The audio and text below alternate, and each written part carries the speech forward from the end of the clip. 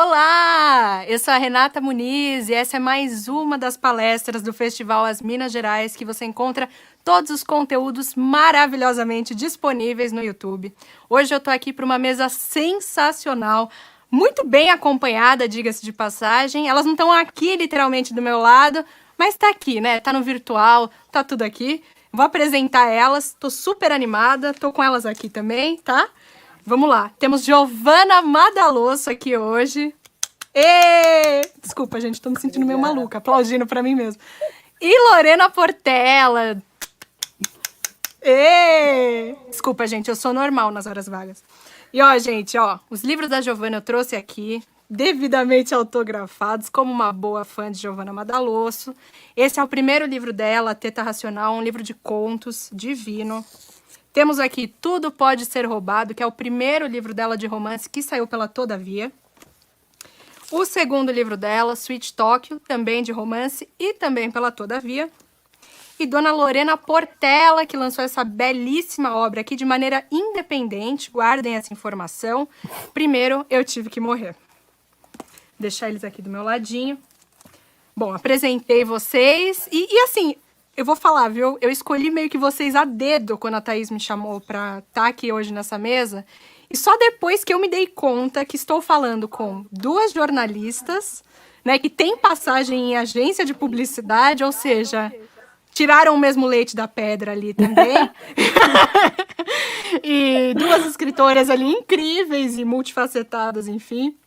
E de cara, eu acho que quando a gente pega tanto Sweet Tóquio como o primeiro Eu Tive Que Morrer, a gente já se depara com personagens, né, protagonistas, sendo narradas em primeira pessoa. Eu acho isso uma escolha, assim, sempre muito genial e que sempre me ganha de cara.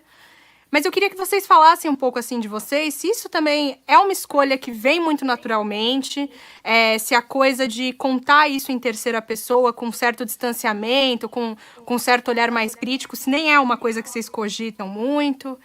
Enfim, queria... Ainda mais no caso da Giovana, né? Que no Sweet Talk é uma particularidade, né? Porque a gente tá falando de duas narradoras em primeira pessoa, né? Uma loucura na cabeça dessa mulher. Mas, enfim, me contem vocês, né? Dessas escolhas. Vai, Giovana. Então vamos lá. Uma loucura mesmo, que o Sweet Talk com essas duas narradoras é quase uma esquizofrenia, porque são duas vozes, realmente é enlouquecedor o dia todo, mas depois fica gostoso, passado um período inicial. Bom, eu acho que assim, no meu caso, eu gosto de todos os tipos de narração, mas eu tenho mais facilidade na primeira pessoa, então não é só uma escolha formal, aquilo... como, né, tem pessoa que prefere nadar crawl, outra borboleta, eu nado melhor na primeira pessoa, sem dúvida. Então, assim, às vezes eu escrevo, eu tenho alguns contos em terceira, tal, mas eu sinto que eu consigo ir mais longe em primeira. E aí já assim, eu acabo já pensando tudo em primeira, é o caminho mais natural para mim. Mas eu acho legal falar um pouquinho de Sweet Talk mesmo, porque eu tive um desafio nesse livro, que era ter essas duas vozes, né? E eu queria que elas fossem muito diferentes uma da outra, né? Então, pela primeira vez eu tinha esse desafio, porque assim, você escreve o livro em primeira pessoa, quando você acha a voz, você vai e dá tudo certo, mas tem que ficar nessa troca, porque para quem não conhece esse livro, são capítulos intercalados entre uma babá e a patroa dela, né? Como a gente fala. Então, eu cheguei a pensar num certo momento que se eu não conseguisse fazer duas vozes que fossem muito diferentes entre si, eu optaria pela terceira pessoa. E eu digo que eu fiquei aí uns 3, 4 meses só trabalhando nas vozes para ter certeza que elas eram diferentes, assim. Tipo, escrevi alguns capítulos, mandei para alguns amigos, e aí, gente, tá totalmente diferente uma da outra, e aí só quando eu senti firmeza eu fui. Então, eu diria que mesmo com esse desafio de fazer as duas vozes em primeira, e que também foi um desafio no sentido de eu querer dar equidade, né? Botar essas duas mulheres em pé de igualdade dentro do romance, isso era importante para mim, não ter uma em terceira, uma primeira, causaria um desalinhamento que eu não queria. Mas mesmo com esse desafio de ter as duas vozes em primeira, ainda é mais fácil para mim escrever com essas duas mulheres falando sem parar dentro da minha cabeça do que para a terceira pessoa. E sem trazer estereótipos também, né? Você não fez uma babá ali super estereotipada, nenhuma. Eu acho que você traz realmente duas figuras muito boas, né? E claro, tem ali o seu clichê ou outro, mas eu acho que é isso, não é? Não é a babá que tá ouvindo o Chitãozinho e Chororó o dia inteiro dentro da Suíte Tóquio, né? Acho que você sai disso, né? Verdade. Mas não é? no começo, assim, ela estava muito mais estereotipada quando eu comecei o livro. Só que o que acontece? Aí eu voltei e reescrevi, porque à medida, né, como eu sempre falo, quando você vai escrevendo o livro, você vai conhecendo melhor o seu personagem também ao longo do livro. Você dá a largada, você não conhece ele tão bem. Aí você vai conhecendo melhor. E à medida que você vai aprofundando o seu olhar, todos esses estereótipos, esses clichês, eles vão caindo, porque toda vez que você se aprofunda numa pessoa, ela não é nunca estereotipável. Todo mundo é muito mais complexo do que qualquer modelo pré-estabelecido. Então, eu diria que quando você vai escrevendo, é inevitável que tudo isso vá caindo por terra, você vai tendo um personagem, né, enfim, mais único. Desculpa, Lorena, fui além.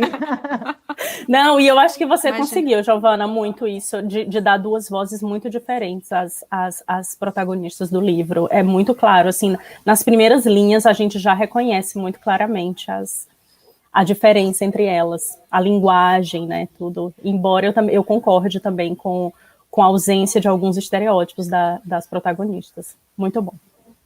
Obrigada. Sim, Você. Eu acho também que essa coisa da primeira pessoa também vem pela facilidade, pela fluidez. No meu caso foi, né, com essa intenção. Eu queria muito contar uma história que realmente parecesse que eu estava chamando as pessoas para ouvir essa história contada por mim, né? Ou contada por alguém que fala a língua que eu falo, que fala do jeito que eu falo, que tem os meus trejeitos, né? Uma linguagem que fosse muito fluida, que tivesse o tom de conversa, né? E essa era uma coisa que eu queria muito imprimir na história, né? O tom de conversa, o tom de confissão. Então foi por isso que eu optei pela primeira pessoa e porque eu acho que a gente consegue dar, como a protagonista está enfrentando alguns processos aí psicológicos e emocionais, né, muito profundos, eu achava que eu ia conseguir passar isso com maior clareza se eu narrasse em primeira pessoa, né? Que ela podia falar exatamente, ela melhor do que ninguém, né? A protagonista melhor do que ninguém poderia falar sobre o que ela está sentindo. Claro. Não, eu acho que como eu falei, eu sou super fã de textos em primeira pessoa, eu acho que aumenta muito mais essa coisa da identificação de quem tá lendo, mas como você mesmo começou a puxar aí, essa coisa dos trejeitos, né, uma coisa que, sei lá, marque a sua impressão. Eu queria vir aqui para uma discussão que, enfim, é um pouco batida, né, mas até onde é ficção e até onde é realidade.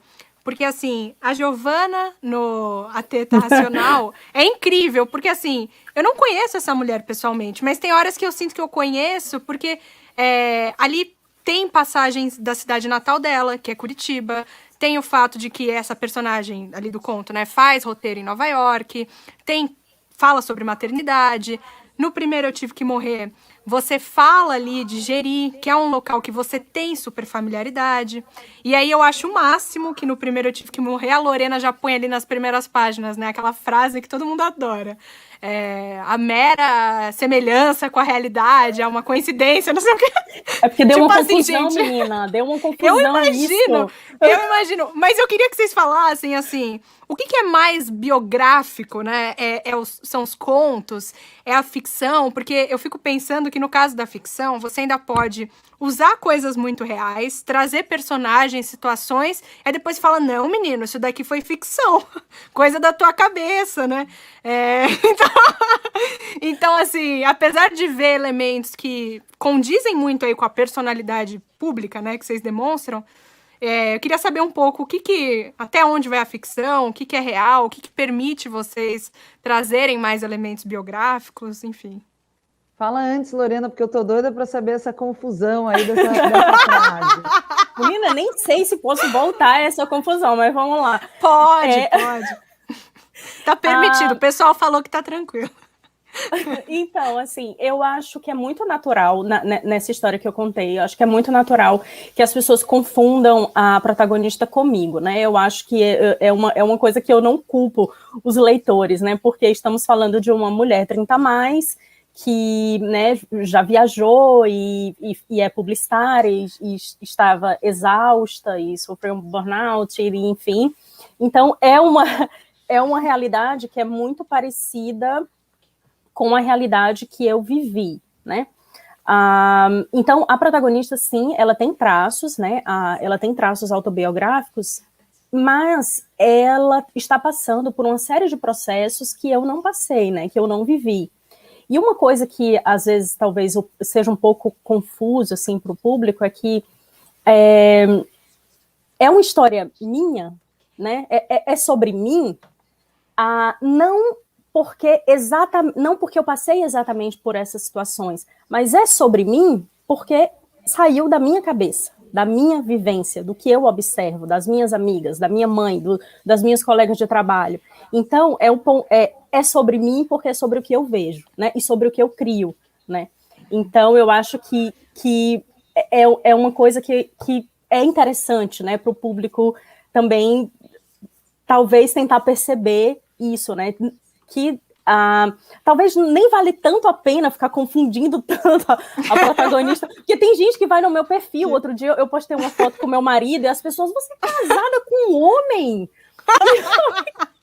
Eu fiquei, gente, é assim, eu não sou a protagonista do meu livro.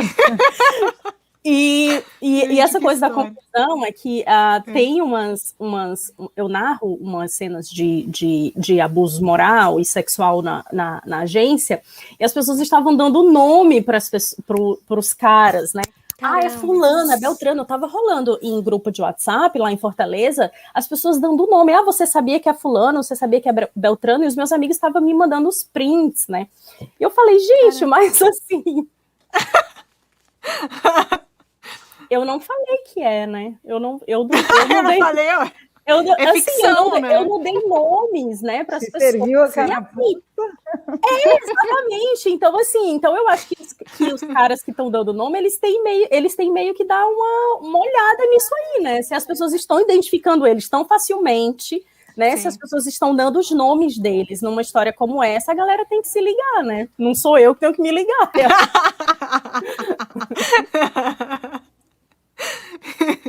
Mas acho natural a confusão, tá Sim. Tudo certo. Mas é engraçado, né? Acho que a gente vê muito isso com atores aí de novela, de seriado, de filme, né? Quando os fã-clubes e a galera cai matando em cima da pessoa, né? De como assim, você não é casado com o protagonista da novela, não sei o quê. Eu acho que eu não imaginava que isso também se expandia para dentro da literatura. Mas na literatura é um ótimo sinal, porque quando acontece isso na literatura é porque o livro é muito bom. Eu não tive ainda o prazer de ler seu livro, porque não deu tempo, né? Porque eu acabei de descobrindo agora uma data muito próxima ao nosso encontro, mas eu fui olhar, né, a respeito do que era, para te conhecer, enfim, para chegar aqui no papo, aproveitando a conversa melhor. E essa confusão é de um livro muito bem escrito, assim, né? Então, eu não li o teu, mas, por exemplo, no Torturado, eu fiquei pensando, caramba, eu acho que o Itamar viveu numa região como essa, e quando dá essa confusão, eu acho que é porque o autor chegou lá, essa confusão é muito boa, assim. E eu gosto de pegar um livro e falar, caramba, não é possível que essa pessoa não tenha vivido isso, né? Estou sentindo agora com Vista Chinesa, que é o livro que eu estou lendo hoje, que eu estou... Ai, é muito bom. Nossa, ali também. Né? E essa escritora, que é minha amiga, não passou por isso, mas ela realmente incorpora de uma maneira que você fala, não é possível que ela não tenha vivido. Então, mas aí, emendando aqui para dar a minha resposta, eu acho que, assim, tudo vem de uma centelha dentro da gente.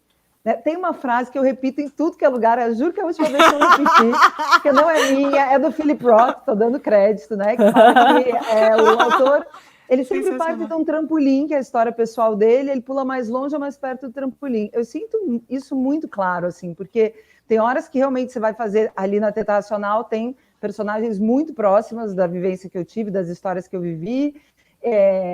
Talvez o personagem mais distante que eu já tenha criado até hoje, que é um psicopata, de um conto que eu escrevi chamado Nanquim sobre Pele, que a gente poderia achar que não tem nada a ver comigo, mas, assim, num certo ponto, esse psicopata também saiu de dentro de mim. Então, tem algumas coisas de desejo e de violência que estão dentro dele, que estão dentro de mim também, em algum lugar. Sweet Tóquio, eu sou a Fernanda, eu tenho coisas da Fernanda, no sentido de não conseguir, às vezes, me conectar com a maternidade, com a minha filha. Até a Fernanda tem quase uma dificuldade para amar, que eu senti, sim, em alguns momentos. Sim. E, ao mesmo tempo, eu também sou a babá que ama demais, desmedidamente, que sente medo, que quer levar a menina embora. Então, eu acho que tá tudo dentro da gente, tem horas que a gente pula perto e pula longe. Agora, também tem aquela coisa, né, da vida do escritor, que assim, por exemplo, a Teta Racional eu escrevi super quase autobiográfico, alguns contos, porque eu nunca imaginei que alguém ia ler esse livro. Eu escrevi esses contos, tipo, não tô complicada mesmo. Então, tudo bem, eu vou falar tudo isso, né? Suíte das Sobras tem muito da minha mãe. E aí, depois, eu comecei a ficar um pouco mais esperta, no sentido de pensar que, sim, às vezes é bom dar uma mudada, porque as pessoas se matam. Dar uma distanciada, né? Então, aconteceu isso comigo, então, é o meu primeiro livro, então eu já vou ficar ligada. Já vou ficar ligada com a antena. Mas então, vocês falaram disso, eu pensei aqui imediatamente, eu não sei se foi agora nesse mês, né, eu falei aqui, gente, eu tô viciada no podcast da Tati Bernardi, da Folha de São Paulo, mas ela tava falando muito de que, assim, ela tava com uma necessidade muito grande, assim, de escrever, de fazer os testemunhos daquilo que ela tava vivendo e tal, e queria, né, pôr no papel a vivência com a filha, do marido e não sei o quê. E aí vinha aquela crise existencial dela de, putz, mas se eu colocar isso no papel, meu casamento vai por água abaixo. Meu relacionamento com não sei quem vai por água abaixo, né? E como que vocês colocam isso, assim, na balança, né? Como que vocês, literalmente, assim, como que vocês pesam isso, né? A escrita vem em primeiro lugar sempre? Ou, enfim, o relacionamento... Como que... Difícil. Para mim a escrita não, eu amo escrever, é o que eu sei fazer desde sempre, desde 6, 7 anos de idade eu sei que eu quero ser escritora, isso é minha vida, assim, mas não é maior do que a minha vida nunca. Então, não. É que a Tati é um caso muito particular, a Tati é minha amiga, porque a Tati escreve, esse livro é o livro mais ficcional dela, né, mas assim, a Tati até então, e mesmo nesse, ela sempre escreveu muito com essa sobre fronteira... Ela. Entre ficção e não ficção, uma fronteira muito borrada, porque ela sempre foi muito honesta, ela contou as coisas, o nome das pessoas, foi uma maneira, inclusive, da escrita dela se enriquecer, assim, eu admiro muito a Tati, o trabalho literário dela. Na minha vida hoje, por exemplo, eu não exporia alguém que eu achasse que iria me lindrar a minha relação, de jeito nenhum, porque, enfim, eu tenho muito afeto pelas pessoas, difícil, e também não tenho inimigos que eu queira, nossa, vou detonar essa pessoa publicamente. Mas, assim, vazam coisas para o livro, sim. Vazam coisas para o romance. Eu acho que vem muita coisa da vida pessoal que o seu companheiro lê e fala, caramba, isso aqui ela sentiu na hora da crise do casamento. Essa escorregada, ela deve ter dado. E é legal, você está casado com alguém que entende o que é arte e essa distância do artista, porque eu sou casada também com um escritor, então... por exemplo, esse livro dele que eu li agora, o manuscrito, também falou umas coisas que eu falei, não acredito, ele pensa isso às vezes quando a gente está na cama, eu tenho certeza, e não eram coisas legais. Então, acho que é muito assim, você ler, pôr de lado e falar, muito beleza, vamos tocar a nossa vida, né? Que bom que rola um chumbo trocado, né? Fica elas por elas, tá tudo certo. Tem isso também. Que maravilha. Não, esse problema em relação ao marido eu não tive, porque o meu marido não fala português, né? Então ele não leu meu livro. Você vai ser traduzida. Que maravilha! Então isso aí, ó. Tô tranquilinha, mas ele leu alguns trechos, assim, algumas passagens, ele leu, eu ajudando, né, na tradução, porque ele queria entender, né, o que era a história,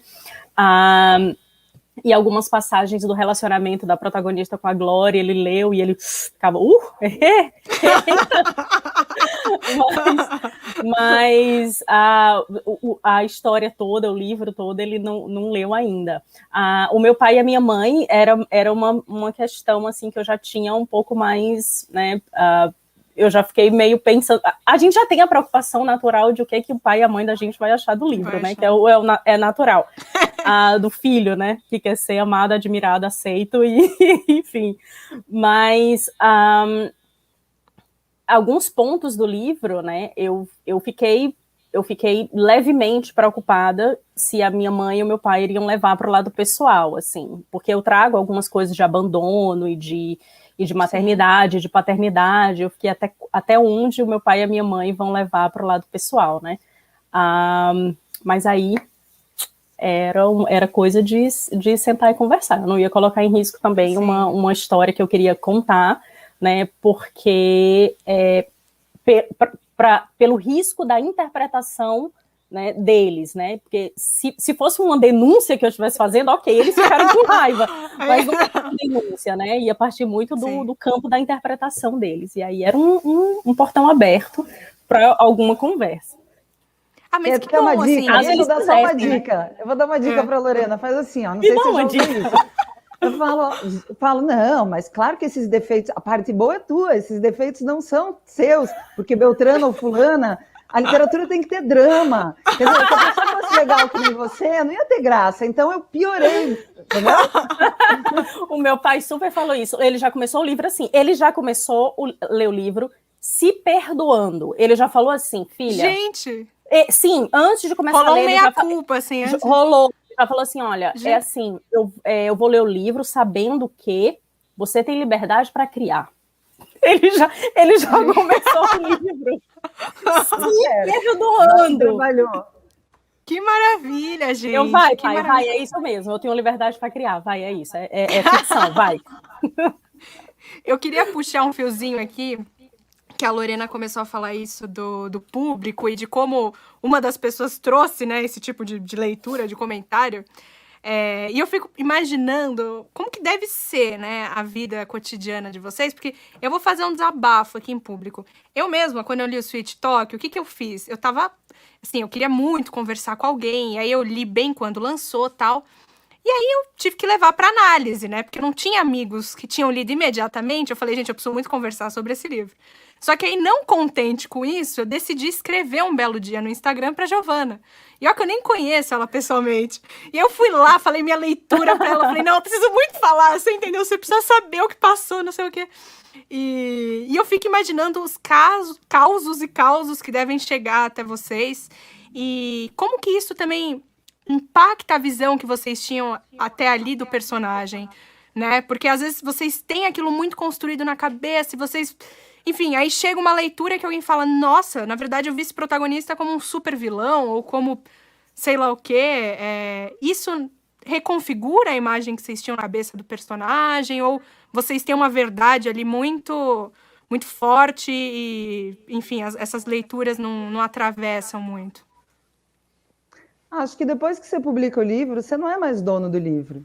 O livro é meio teu e meio do leitor. E por isso que eu gosto tanto da literatura, até com certeza mais do que no cinema, a literatura deixa muito esse espaço, né? A obra literária deixa bastante espaço para construção.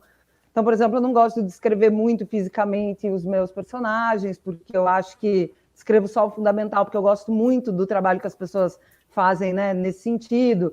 Por exemplo, no Tudo Pode Ser Roubado é curioso, porque tem um personagem que é o Biel, que é um personagem bem marcante, que as pessoas vêm falando para mim, assim, descrevendo ele das maneiras mais... ele é gordo, baixinho e feio. Não, ele é alto, não sei o quê. Então, assim, e isso também, né, se dá na parte física e também se dá em questões morais, né, da Sweet Talk, tem as pessoas que odeiam a Fernanda, que odeiam a Maju. E, assim, para mim não existe uma leitura certa e errada do livro, e também acho isso a gente tem que ter muito tranquilo e estar em paz com isso, como quando você coloca o seu livro na rua, porque o seu livro vai caminhar e vai ser interpretado, às vezes, de maneiras que você nem gosta e você tem que aceitar, porque esse é o preço de você publicar a sua obra literária. Para mim, até hoje, todas as leituras que eu recebi foram muito gratificantes, assim, porque... Bom, enfim, tem pessoas que reclamam, né? Por exemplo, as pessoas me escrevem reclamando que não gostam no final do Sweet Talk, que eu acho absurdo, porque isso e aquilo. Mas para mim tudo bem, porque assim, se eu mexi com a pessoa a ponto dela ficar incomodada, e na terapia, que nem você, falar pra terapeuta, ou o outro me ligar para me encher o saco, que não gostou do final, então que bom, né? Eu consegui. Não, mas assim, eu levei na terapia porque foi uma coisa boa, viu? Não foi nem pra essa autora aqui, gente, que me tirou do sério. Eu não... Quero falar. Hoje não vou falar de mim, vou falar mal dessa autora aqui, gente. Não, pior que foi, porque. Não, reconfigurou muito, assim, coisa da minha vida. Não vou nem expor, né? Porque, enfim. toda aquela questão que a gente já estava falando antes, mas assim... E às vezes o autor, na mas isso acho que é papo para uma outra pergunta, tem muitos autores Sim. que levam o livro para o divã, entendeu? Sim. Mas enfim, isso é papo para outra conversa. A gente abre uma outra mesa aqui no festival. E você, dona Lorena? Para mim é tudo muito novo, né? É tudo uma surpresa, assim. Eu estou experimentando essa coisa do público a primeira vez, né? E para mim é meio, como que eu posso dizer? Não é assustador não é uma palavra, mas é uma surpresa mesmo ver às vezes as profundidades das histórias que as pessoas vêm me contar, né? Isso é uma coisa que eu não imaginava que fosse acontecer, e eu digo isso sem nenhuma falsa modéstia, assim, eu realmente não imaginava que isso fosse acontecer, né? Nessa profundidade, né, que algumas histórias chegam. Tem uma personagem específica no meu livro, que eu não posso dar spoiler, mas ela é uma personagem meio controversa, né? E as pessoas não sabem, né, direito, fica um pouco difícil de saber se ela é vilã, se ela é mocinha, se ela é boa, se ela é mal, né, enfim. E eu acho muito divertido, porque ela era uma coisa na minha cabeça, né, quando eu criei, né, essa personagem. Mas eu acho muito divertido as interpretações que as pessoas dão para ela, né, as caras e os símbolos e as interpretações dos gestos e das falas. É muito engraçado, assim. E você percebe também que a interpretação vem do background, né? Então, uma pessoa que é evangélica, ela tem uma interpretação, né, muito baseada no divino, na fé, no Deus, né? A pessoa que é mais mística, então ela tem uma interpretação um pouco, né, diferente, né, de uma fala. E isso é bonito de ver, né? De ver como uma história consegue atingir realmente públicos que não estavam na sua cabeça inicialmente, né? Então, para mim está sendo tudo uma surpresa e está sendo muito, muito gostoso, sabe, ouvir. E eu acho muito generoso da parte das pessoas virem falar, de verdade, assim. Eu realmente não consigo ler e responder todas as mensagens, mas eu acho de uma generosidade enorme você sentar e escrever para um escritor tudo que você sentiu lendo o livro dele, porque o livro foi feito para isso, né, para ser lido e para que as pessoas sintam alguma coisa, como a Giovana falou, se achou bom, se achou ruim, se incomodou, se ficou irritado, se ficou alegre, né, se deu tesão, se deu nojo, mas é para isso, é para que as pessoas sintam alguma coisa. A arte é para que o sentimento, né, aflore, né, enfim, é para que o sentimento apareça, né, de algum jeito. E então é muito generoso das pessoas virem falar. É curioso, né, como é muito novo, né? Porque se a gente for pensar, isso é uma coisa de uns 5 anos para cá que as pessoas têm oportunidade de se aproximar da gente. É da fase das redes sociais muito capilarizadas, porque antes tinha o e-mail. Mas assim, eu lembro que uma vez, por exemplo, eu li um livro do Corsaletti, fiquei doida por ele, eu não conseguia achar o e-mail dele. Olha que eu tentei, eu fui procurar a Folha de São Paulo, eu queria falar com ele de qualquer jeito, não consegui. Fui conseguir depois que eu publiquei a Teta Racional e ele me escreveu, foi super legal. Mas assim, isso é um fenômeno muito recente e às vezes eu fico até meio assim, porque eu lembro de uma frase da Elizabeth Bishop, que ela sempre fala, os leitores não deveriam conhecer o escritor, porque ela fala que quando os leitores se aproximam e começam a acompanhar o dia a dia, ou seja, a gente ali no Instagram, aquela coisa toda, cai o mito, né? Porque você imagina, cai. Escritor que reflete, tem grandes ideias, e aí você vê aquela coisa lá, né? Sei lá, aquelas cenas muito comizinhas. Enfim, eu não sei como é que isso vai se transformar daqui para frente, mas é um momento muito peculiar, né? Eu lembro quando eu mandei uma mensagem para a Márcia Kupstas no Facebook, porque a Márcia Kupstas foi a autora da minha adolescência, eu li muito, ela era tinha uma coluna, eu acho, na Capricho, e ela escrevia aqueles livros de adolescente, eu li todos, né, Eu Te Gosto, Você Me Gosta, Histórias da Turma, eu li todas, e uma vez eu encontrei, né, o perfil dela no Facebook, há tempos, já há anos, e eu escrevi sem a menor pretensão que ela fosse um dia responder, né? Você escreve ali meio que jogando na Mega Sena, assim. E ela respondeu, eu fiquei louca da vida, meu Deus do céu, a autora da minha adolescência, né, ter respondido uma mensagem. E hoje em dia já é realmente muito mais comum, né? Embora a gente não consiga responder tudo com a frequência, né, que as mensagens chegam, mas já é mais comum. E vocês estavam falando um pouco isso do público e desses comentários que chegam, né? E eu fico pensando muito também nas protagonistas de vocês, como elas acabam sendo um baita de um instrumento de análise, né, para quem tá lendo isso, porque assim, no caso do Sweet Tokyo, a gente tem uma Fernanda ali que, enfim, é uma mulher que tá desconectada ali com a maternidade, te faz perguntar assim, será que ela é um tipo de pessoa que gostaria mesmo de ter tido filho? Será que às vezes uma outra coisa não influenciou ela?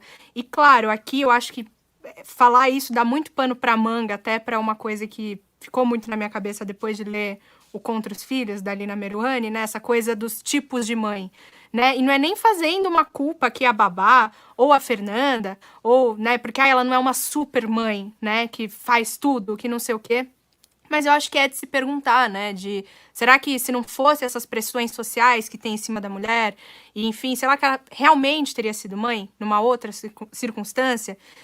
E parece que ela é tomada por uma estrutura social muito maior do que ela, né? Uma coisa muito maior. E no caso também da Lorena, no primeiro Eu Tive Que Morrer, essa coisa da síndrome do burnout do trabalho, né? Eu também, assim, já vivi uma coisa muito assim, e é louco mesmo, porque você vai se enfiando num buraco do, só mais um e-mail, só mais um fim de semana, só não sei o quê. Quando você vê, você sai de uma super caverna, né? Você fala, que dia que eu tô, o que tá acontecendo, quem sou eu? E, enfim, eu queria que vocês falassem um pouco dessas personagens que são completamente atravessadas por coisas que são muito maiores do que elas, né? E como também, espontaneamente ou sem querer, elas acabam virando um instrumento para que outras pessoas consigam se enxergar nisso, né? Quem começa? Acho que vou eu, então. Gente, vocês estão tímidas agora. Tá aqui meia hora falando da vida no divã, agora vocês estão tímidas. Eu vou reclamar, você fala muito bem, e aí eu embarquei, eu pensei que ia ter que responder depois. Sabe quando você tá assistindo? Assim? Eu tava assistindo. É que, gente, eu sou fã das duas, vou fazer o quê, né? Li, reli, fiquei... Você fala muito gostoso. Mas eu não sei como, assim, eu nunca pensei exatamente nisso, mas de fato as pessoas se identificam muito. E é curioso, porque, por exemplo, a Fernanda, né, que é uma mãe ou a babá, não são só mulheres que se identificam, os homens se identificam. Mas é porque aí eu acho que quando a gente começa a aprofundar de novos personagens, começam a vir conflitos que vão além dessa superfície, né? A Fernanda é uma mulher de classe média alta, né, paulistana, que trabalha demais, isso e aquilo, mas essa mulher, ela carrega questões clássicas, quer dizer, não conseguir se conectar, às vezes, muito bem com a maternidade, é uma coisa que eu acho que acontece com muito mais mulheres do que a gente imagina, né, porque, claro que socialmente todo mundo tem que, amar a maternidade, esse papo todo, e eu também tirei muito isso do livro da Lina Meruane, que eu também li, me impactou, então foi uma influência para escrever esse livro. Tem questões que estão na Fernanda que também se aplicam, provavelmente, a 80% da população mundial, que é a dificuldade de viver um casamento monogâmico e ser feliz. Sim. Dentro desse plano que a vida traçou para a gente, que é trabalhar, trabalhar, trabalhar, ter uma única relação em que um não trai o outro, um filho, uma família, algumas conquistas burguesas, comprar um carro, um apartamento, isso e aquilo, e dar a vida por dada, vencida, acabada. E não ter... Então, assim, eu acho que essas dificuldades, que eu acho que são dificuldades do capitalismo, dificuldades do casamento monogâmico, da fidelidade, né? A Fernanda, de repente, ela se apaixona por uma mulher, isso acaba mexendo com toda a vida dela. Quantas pessoas também, né, não se apaixonam? Isso é outra coisa, as pessoas se aproximam para falar, nossa, essas paixões que a gente vive fora do casamento, realizadas ou não, que a gente não conta para ninguém, então isso está no livro. Então, quando a gente puxa, né, e mesmo quando a gente puxa pela babá, que essa babá resolve raptar a criança, porque é uma pessoa extremamente solitária, trabalhando pra caramba, que essa sim queria ter filho e não conseguiu. Então, quando a gente tira o verniz, né, que é o que cada uma é, da sua classe social, isso, aquilo, a gente encontra ali conflitos que estão em praticamente todas as pessoas de todas as classes, porque, no fundo, todos nós vivemos vidas bastante parecidas, que são pautadas pelos temas universais, pelo ódio, pelo amor, pela frustração, pela inveja, né? Pelas nossas carências. Então, é por isso que eu acho que está acontecendo isso no livro da Lorena, pelo que eu estou vendo também, que pessoas, né, que você nem imaginava, leram e se identificaram, todo mundo se vê aí nesse espelho de alguma maneira.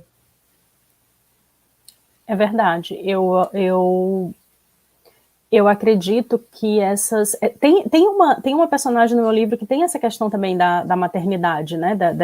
Desse questionamento da maternidade. A Guida, quando ela tem os filhos, né? Acontece também aquelas coisas de, opa, onde que isso aqui vai dar, né? Até onde que eu vou ter que abrir mão, né, de mim. E a Guida é uma mulher que é muito diferente da Fernanda, né? É uma mulher que veio de uma realidade completamente diferente, né? Para você ver que também esse questionamento da maternidade não é uma coisa só da mulher que é bem-sucedida, da mulher que tem um trabalho massa, da mulher que quer viajar, da mulher que quer conquistar as coisas, né? Outras mulheres que têm vidas mais simples, né, que almejam coisas muito simples. A Guida tinha um propósito de vida que era muito simples, terminar o 2º grau, né, e isso ela passa, né, passa a ser impossibilitado por conta dos filhos, e é uma coisa muito, muito pequena, né, assim, se você olhar para o que é considerado grandes conquistas, né, na nossa sociedade, as conquistas da Guida, as coisas que a Guida queria são muito pequenas. Então, isso que a Giovana falou, que as nossas vidas são parecidas, são sim, em certa medida, apesar das diferenças sociais, das camadas e das diferentes realidades, mas os nossos sentimentos e os nossos sonhos e as nossas frustrações realmente são bem parecidos. E a questão do trabalho da protagonista do livro, né, que é daí que começa toda a trajetória dela, o trabalho é muito um reflexo do que vem de antes, né? Ela se afunda muito nesse trabalho, né, por uma série de questões de não se aceitar, de não se amar o suficiente, e às vezes a gente não presta atenção nisso, né, de estar numa situação que é muito incômoda, que é muito doentia, seja lá se é trabalho, enfim, porque isso é reflexo de outras insatisfações, e a gente não questiona isso, né? E essa coisa do trabalho é muito difícil de questionar, principalmente quando você consegue, né, muitas coisas por meio do trabalho, é difícil de questionar, porque você está num caminho que foi muito premeditado para ti, né? Você está trilhando uma jornada que está te dizendo que tu tá arrasando, sabe? Tu tá... Tem que se matar de trabalhar, né? Tu é muito foda, sabe? Tipo, na publicidade, né, não só na publicidade, em diversas profissões, né, pessoas das mais diferentes profissões vêm falar comigo, né, sobre essa questão do trabalho, de sentir que se doa demais, por uma coisa que não, no final das contas, né, não se mostra assim tão satisfatória. E esse é um questionamento, eu sei que é um questionamento que passa por privilégios, né, sociais, mas era uma coisa que eu queria muito propor no livro, assim, que as pessoas questionassem essas engrenagens que dizem como a gente pode ser feliz. É por isso que também que a protagonista também vive esse romance, né, com uma mulher, porque também é um jeito de você se questionar, sabe, de dizer, é isso mesmo? A minha vida é isso, eu vou amar essas pessoas, esse tipo de pessoa, eu vou fazer esse tipo de trabalho, é exatamente isso que eu quero viver, né? Então, acho que esses são temas são temas universais que realmente gera identificação, né, em muita gente. Como vocês começaram a falar aqui dessa parte dos romances do livro de vocês, que é muito importante, queria trazer aqui 2 passagens. Primeiro da Lorena, quando ela diz assim... Olha que bonito, gente. Eu vou até olhar para a câmera para dar uma pausinha dramática. Quanta coragem existe em alguém tão pronta para o amor. E aí, temos Giovana, que diz o seguinte. De novo. Talvez paixões sejam avassaladoras também por isso. Porque se apaixonar por outro é se apaixonar por uma nova possibilidade de si mesmo.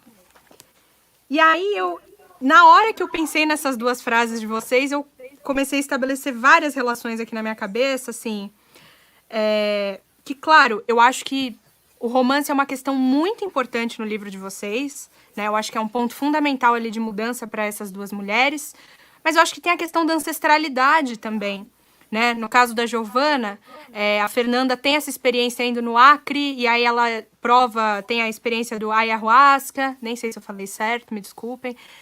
Tem a Lorena também, com a Guida, que é uma mulher que tem tanto contato com a natureza, né? Tem tanto contato com essa ancestralidade.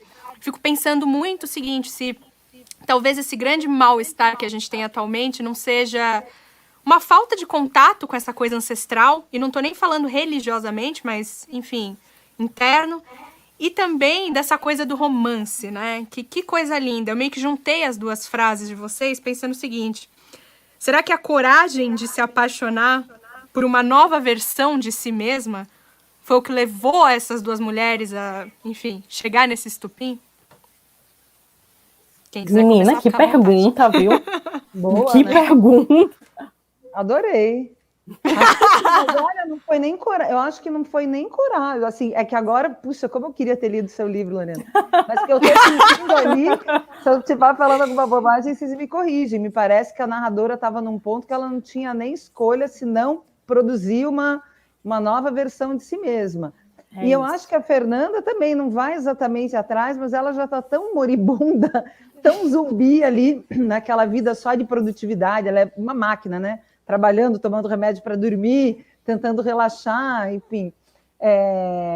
Que isso aparece como uma necessidade mesmo, né? E eu acho que isso acontece na vida da gente, tem horas que a gente sente uma necessidade de se recriar mesmo, porque parece que a gente já chegou num caminho, que chegou num beco, que a partir dali a gente não tem muito mais para onde ir, então a gente precisa quase que implodir aquela figura e trazer outra.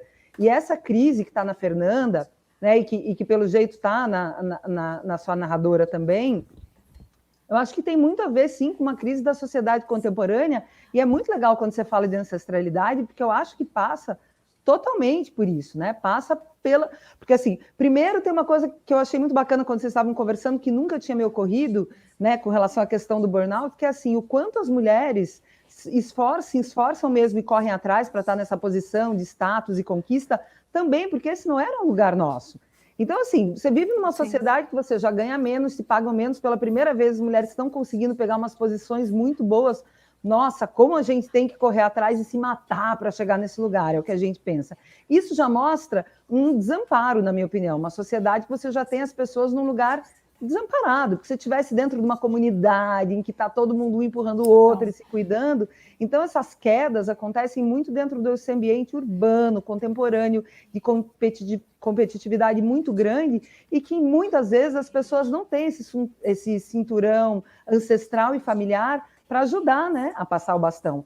Tem aquela pesquisa lá, pesquisas clássicas sobre coeficiente de felicidade da população, adoro essas pesquisas, e elas sempre acabam apontando algum lugar lá no Mediterrâneo. Eu lembro que eu vi num TED sobre isso, né, uma pesquisadora que fala sobre uma ilhazinha italiana, e a gente achando que, não, mas eles vivem bem e felizes porque a alimentação, a praia, o sol, o mar, o azeite, não é. É porque eles vivem naquelas casinhas italianas super amontoados e eles não mudam dali. Então, o que acontece? Eles têm uma relação, os laços são muito fortes. O cara acorda à tarde, passa na casa do vizinho, toma um café, desabafa, conversa.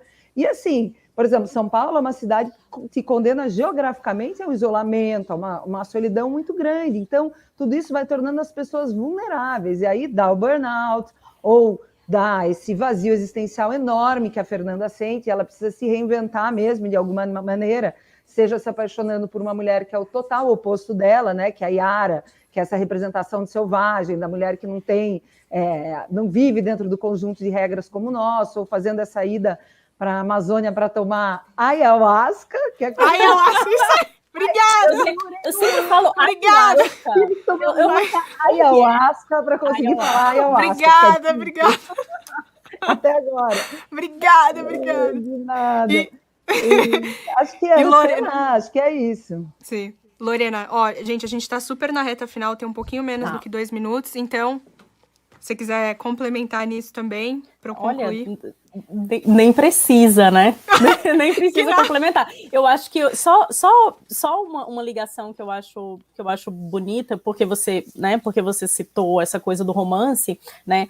A protagonista, de fato, né, vive esse romance, ela tá nessa busca com a Glória. Essa frase da coragem, né? Quanta coragem existe em alguém tão pronta pro amor? A protagonista fala em relação à Glória, né? A coragem de viver o amor partiu da Glória, não da protagonista, que tá toda fodida. Mas, e a Glória foi atrás dessa mulher porque queria essa mulher, né? Mas eu acho que a relação de amor, né? O grande romance do livro é a protagonista com a Guida, né? É a grande história de amor, e foi a partir, né, desse amor construído entre elas duas que a protagonista conseguiu ali enxergar que existia uma chance de saída, né? E foi quando justamente, né, a Glória se afastou, né? Ela precisou, que é um amor também, né? Eu quis muito trazer esse ponto, né, de um amor menos posse, né, de um amor mais aberto, né, mais, enfim, generoso, né? E quando a Glória se afasta, a protagonista consegue se conectar, né, profundamente, né, com tudo que a Guida tem a oferecer nos processos de cura dela. Então, acho que é a história de amor, de fato, da protagonista com a Guida, né? Que lindo, Lorena. Muito bonito, muito bonito. Olha, a gente está chegando na reta final. Eu tô extremamente emocionada dessa conversa aqui. E antes de agradecer vocês, eu só queria fazer uma consideração final de que agora em abril saiu uma notícia de que uma startup alemã, né, composta por homens, tinha desenvolvido uma luva para que as mulheres pudessem trocar, né, os absorventes internos e externos, porque, segundo esses homens, os absorventes e a menstruação era uma coisa anti-higiênica. Isso a gente está em abril de 2021, só para contextualizar no tempo aqui, né? E eu acho que promover esse tipo de encontro aqui, né, só reforça o quão necessário é a literatura feminina escrita por mulheres e além disso, né, o autoconhecimento que esses livros podem trazer. Então, por livros como o da Giovana, como o da Lorena e por muitas outras que já escreveram e que ainda vão escrever, né, para que a gente continue levando esse poder e esse conhecimento que, de fato, né, o conhecimento feminino é uma arma, né, talvez é a maior arma que a gente tenha. Enfim, muito obrigada a vocês duas. Estou extremamente feliz. Juro, tô saindo aqui de coração quentinho.